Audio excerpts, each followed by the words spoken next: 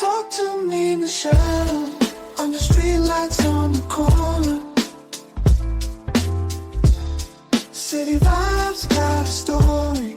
Feel the beat, don't ignore me. Hey y'all, welcome back to another episode of Talk to Me, Michele, the podcast where we talk truth, life, and everything in between. If you are new here, pull up a chair. If you've been rocking with me, you already know how we get down. Real talk, no fluff, maybe a little shade, but always from a place of love. And a tiny bit of petty. Just a little splash, all right? Now, before I take you guys on this deep scuba dive adventure of the episode, I need to get to this week's letter of the week.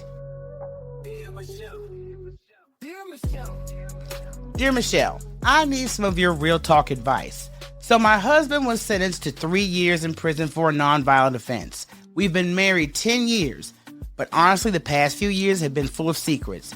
Since he's been gone, I found out he was cheating on me with not one, but 2 women, including one I considered a friend. The worst part is that his family expects me to hold him down like a ride or die queen and pretend like he's some type of martyr. I'm emotionally drained, raising our 2 kids alone, and I feel like I'm the one doing the time. Am I wrong for wanting to walk away and start over? Or should I stick it out since he is still their father and technically my husband? Signed, prisoner of my own loyalty. Let me tell you something. We are all guilty of serving that sentence, of being loyal to the wrong people. And first off, you're not wrong for wanting your peace back. The only person you owe the loyalty to is you and those babies. He's serving his sentence, and you're over there serving emotional life without parole. You gotta think about it. It's women, lies, and the expectation that you keep a fairy tale going for his family. That's too much. That's not bringing you any peace. Yes, he's still the kid's father, and you can respect that while freeing yourself. You're not the prison wife from a Tyler Perry movie. You're a whole woman with choices. Choose you. So I'm hoping you be like Fantasia and free yourself. Please do that. You're not a bad person for wanting that. You got to have peace of mind. And how are you going to be a good mom when your peace is disrupted? So that's not an even playing field. Make the moves for you. His family will get over it. Now listen, today's episode might ruffle a few feathers, and honestly, that's my favorite kind of conversation. We're diving into something folks love to pretend that does not exist. No, not carbs, not exes who still stalk your Instagram. I'm talking about race and privilege behind prison walls. Yeah, even there, it's not an even playing field. And leading us into this very necessary mess is none other than Todd, I swear I'm innocent, Chrisley. Yes, baby, Mr. God-fearing, Chanel-wearing, real estate selling, reality star himself is back on the outside, freshly pardoned, and already spilling tea from behind the gate. So apparently Todd noticed a shocker, that black inmates were treated differently than white inmates. And this is where the conversation starts. So let's go ahead and grab them beverages, the wine, even grab you a commissary snack of choice. Because today we're talking about how privilege doesn't end at the prison gates, but justice just might. Okay, before I get into today's main dish, I'm going to confess. I got something to say here, and I'm confessing, okay? It's not going to be politically correct, but it's spiritually honest, okay? I am selfishly glad the Chrisleys are out. Yeah, I said it. Todd and Julie back in the free world. I have missed the chaos, the drama, the fashion, the Toddisms. I mean, who else can read you for filth in a silk robe while holding a Bible and a mimosa? I watched Chrisley Knows Best like it was the last good soap opera on earth. That show has everything. It's got the fake accents, real shade, family secrets, and more Botox than a Beverly Hills brunch. So yeah, I'm vested. Judge me if you want. I've seen worse, like your cousin's Facebook rants, okay? But let's be clear. Today is not a Chrisley slander fest.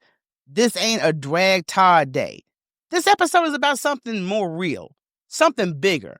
And Todd's recent comments after his pardon have sparked a much-needed conversation. He said he saw a difference, plain as day, in how black and white inmates were treated. And if he saw it, it had to be bold and 4K with captions, okay? So today we're going to unpack that, not from a place of gossip, but from a place of truth-telling. Because if we could take lessons from luxury jailbirds and reality stars, Honey, why not? Now let's talk about Todd's little get out of jail free moment.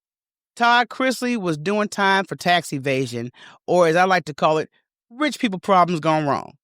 The government said he was holding millions, living large, and filing taxes like he was broke. Meanwhile, he and Julie were on TV giving this rich Southern Christian fabulous vibe. The hair was laid, the house staged, Chanel's in the closet, but not a W-2 in sight. So fast forward, Todd gets sentenced. He goes to federal prison, along his wife goes to prison as well, and now they're both out. He's out. He's pardoned like God, the president, and Bravo held a group Zoom meeting and said, let that man go. Now, Todd says he's innocent. And listen, if you ask anybody in jail, 9 times out of 10, they're innocent too. Ask your uncle. Ask the guy at the gas station who was just waiting on his lawyer to call. But Todd, he's sticking to his script like a true reality star. He says he was wrong, set up, and did not commit those crimes, period. And then came the press conference. Now, when he walked out the gate, he wasted no time to get to it. I mean, the main thing I took away from that was, I don't remember him saying how he missed his kids, or he did thank God for his freedom and the president for his freedom. And he made it plain that white inmates were treated better than black inmates. And I said, hold on now.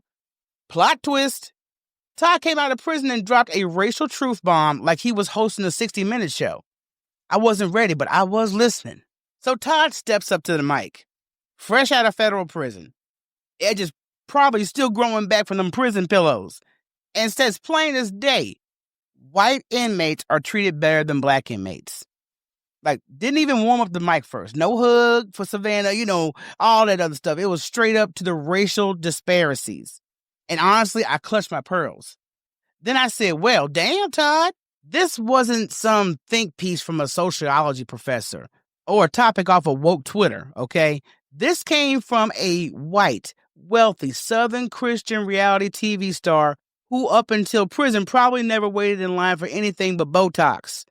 But now, he's seen the underbelly of the American justice system, the part that black folks have been screaming for decades. So suddenly Todd Chrisley is like, hey, y'all, prison isn't fair?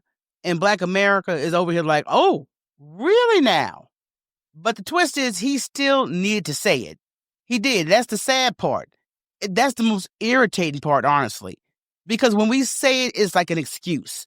But when Todd says it, it's a powerful testimony. See how that works? When the privileged finally speak on an injustice, everybody leans in like it's breaking news. And we've been living this headline. But I'll give him this. He didn't have to say a damn thing. He could have came out, played the whole victim card, called it a witch hunt, sold his book, and gone back to filming Chrisley Knows Blessings. But instead, he used his first breath of freedom to call out something real. And for that, I'm listening.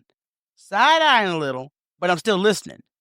Because the truth is, it's not about whether you love or hate Todd Chrisley. It's the fact that racial inequality doesn't stop at courtrooms, doesn't stop at the sentencing. It follows you into the cells, the cafeterias, into the yard. And now that someone with money, fame, and whiteness has confirmed it, maybe folks who weren't paying attention will finally get the message. So thank you, Todd. Not for the crime or the chaos, but for pulling the curtain back just a little. The rest of us already knew the show. Now, I'm not going to act brand new on this. This is not Todd's first brush with race and bias, because it's not. Let's talk about Chloe, his beautiful, smart, sassy, biracial granddaughter who basically steals the show every time she pops up on the screen. That little girl gives more presence than half the grown folks on Bravo. Being cute and TV ready didn't stop the internet trolls. Now, did it? No, folks were coming out the digital woodwork with their racism, microaggressions, and their dusty opinions about why a white Southern family was raising a black child on national television. And say what you want to say about Todd, but he stood 10 toes down for Chloe. He shut people down fast. He let it be known Chloe is his granddaughter. She is family, and if you've got a problem with that, you should go write about it in your diary and cry to Jesus. He even said, and I quote, that racism is taught and that Chloe's skin color doesn't define her or their love for her. which I gotta say is more than some so-called progressive folks out here can manage. Seeing racism from the comfort of your mansion is one thing. Seeing it up close in a prison system designed to chew up black and brown bodies, that's a whole different level of reality. This isn't Todd's first time seeing racial bias, but maybe this was the first time it wasn't just Chloe experiencing it. It was him. Witnessing that every day, hearing it, breathing it, watching the system play out in real time on people with darker skin and realizing that his privilege was still protecting him even behind bars. So now that he's out and talking about it, it hits differently because it's not about defending one child anymore. It's about calling out an entire system. And just maybe sitting in that cell gave him a front row seat to something that we've been trying to get folks to hear for generations. But hey, sometimes it takes orange jumpsuits and cinder block walls for the blindfold to finally fall off. Now let's zoom out. Because as juicy as the Chrisley saga is, this isn't just about Todd. His story just cracked the door open. So what's behind that door? It's a mess. A whole warehouse of receipts, injustice, and straight-up discrimination. Because here's the truth nobody likes to admit. Prison may be the punishment, but how that punishment is served, that is still shaped by race. Let's start with discipline. Black inmates are more likely to be written up and punished for the same exact infractions as white inmates. So if two guys break the same rule, one gets a slap on the wrist, the other one might get sent to the hole. Why, I don't know. Maybe meddling will set off alarms now. Maybe attitude is just a coded word for you don't smile while you're being oppressed. And when it comes to the good stuff in prison, like jobs, programs, educational opportunities, don't even get me started. Black inmates are consistently passed over. They get fewer work assignments, less access to skill-building programs, and please don't even dream of our early release unless you got a good legal dream team or Jesus himself as your parole officer. Searches, please. If there is a surprise shakedown, 9 times out of 10, they're targeting the black and brown cell blocks first. That's not random. It's not routine. It's racial profiling with a flashlight. And let's not ignore the health side. Because yes, even behind bars, there's a healthcare gap. Black inmates report longer waits for medical care, fewer follow-ups, and less access to mental health resources. Which, let's be real, everyone in there probably needs after 2 days of prison food and bunk bed drama. And parole? If you're black, you better have a squeaky clean record, 5 glowing recommendations, and the Holy Ghost as your co-signer. Because statistics show white inmates are way more likely to get favorable parole decisions. Like, what happened to equal time for equal crime? That only applies if you're on the brochure. So yeah, prison is a punishment. But it's not the same punishment for everybody. One guy's time might come with a job, classes, and a clear shot at parole. Another guy, same sentence, but a little extra time in solitary, no programming, and a parole board that forgot he existed. Justice may be blind, but in prison, somebody's peeking under the blindfold and making notes, especially if your skin's a little darker than a beige jumpsuit. All right, y'all, that's going to do it for today's episode. And whew, we went there, didn't we? From reality TV to real-life prison realities. Now, listen, if you've got thoughts, drama, questions, or just need a grown woman to tell you the truth with a side of sass, send your letters to talktomichele@gmail.com. Yes, I do read them. Yes, I might roast you. And yes, it comes with love. And if you haven't already, hit that follow or subscribe button like it owes you money. Support the show on Buy Me a Coffee because baby podcasting isn't free and neither is this lip gloss. Don't forget to come back next week. I've got another conversation that's going to make you laugh, sigh, maybe even clutch your pearls. And I'm going to leave you with this. When people with privilege finally see what we've been saying, it's not the beginning. It's a reminder of how long we've been ignored. Let that marinate in your spirit right next to your Sunday dinner. Thank you guys for chilling, talking with me, laughing with me, and sharing the podcast. Until next episode, I'm out. Peace. Talk to me, Michele.